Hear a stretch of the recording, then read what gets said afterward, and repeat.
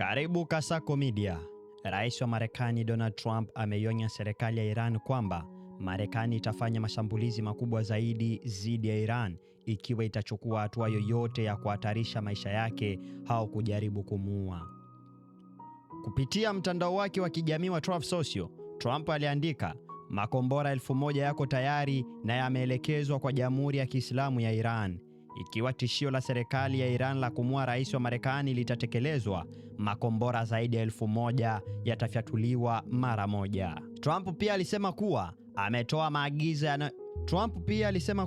ametoa maagizo yanayohitajika na kwamba jeshi la Marekani liko tayari kuangamiza kabisa maeneo yote ya Iran kwa kipindi cha mwaka mmoja.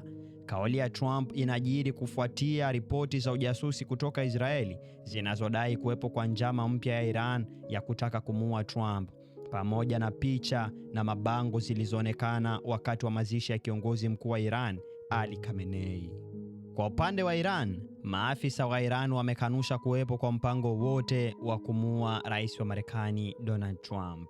Vilevile, msemaji wa Wizara ya Mambo ya Kigeni wa Iran, Ismail Baghai, amesema kuwa Tehran haijaomba kufanya mazungumzo na Marekani, lakini imekubali ombi la mpatanishi mmoja wa kikanda kutembelea Iran na kujadili matukio yaliyojiri hivi karibuni.